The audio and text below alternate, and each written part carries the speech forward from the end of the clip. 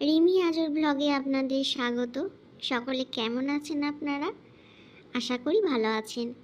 আজকে আমি বানাবো আমার মায়ের রেসিপি। ছোট্টবেলায় যখনই ঝোঁক করতাম, ডিম খেতে আর কি খুবই ভালোবাসতাম।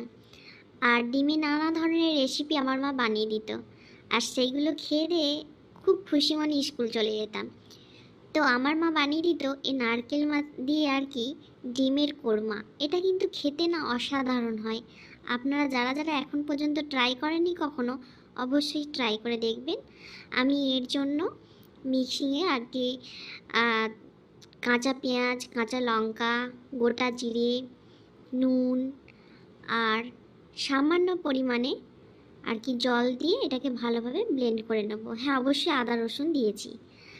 আর এদিকে নুন, হলুদ, একটু সামান্য মরিচ গুঁড়া দিয়ে ভালোভাবে ডিমগুলোকে মাখিয়ে নেব। অবশ্যই ডিমগুলো ছুরি দিয়ে একটুখানি করে কেটে নেব, নাহলে ডিমগুলো ভাজার সময় আর কি প্রচণ্ড পরিমাণে ফেটে যায়, যেইগুলো এসে গায়ে পড়লে প্রচণ্ড পরিমাণে কষ্টদায়ক।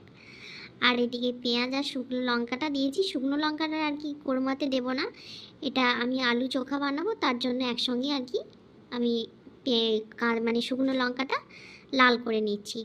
এরপর ব্লেন্ড করে রাখা সমস্ত মশলাটা, পেঁয়াজটা লাল হয়ে যাওয়ার পরে একটু তেজপাতা আর 2-3টে আমি এলাচি দিয়ে দিয়েছি, যাতে স্মেলটা খুব ভালো আসে।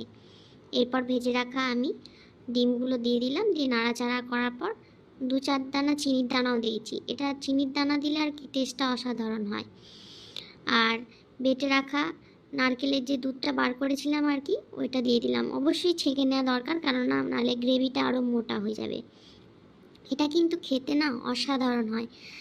আর তারপরে আমি বানিয়ে নিলাম আলুর চোখা, আর তারপরে এদিকে বানালাম আমি ডিমের কোরমা। এই দুটো দিয়ে আজকে আমার দুপুরের ভাতটা হয়ে যাবে আর কি খাওয়া অসাধারণ। আর এরপর আমি লেবুর রসও অ্যাড করেছি। 2টো লেবু লেগে গেছে, কেননা টক টক ভাবটা আনার জন্য। আর যদি ভিডিওটা আমার ভালো লেগে থাকে, অবশ্যই আমার চ্যানেলটা সাবস্ক্রাইব করে দিয়ে পাশে থাকার অনুরোধ রইল।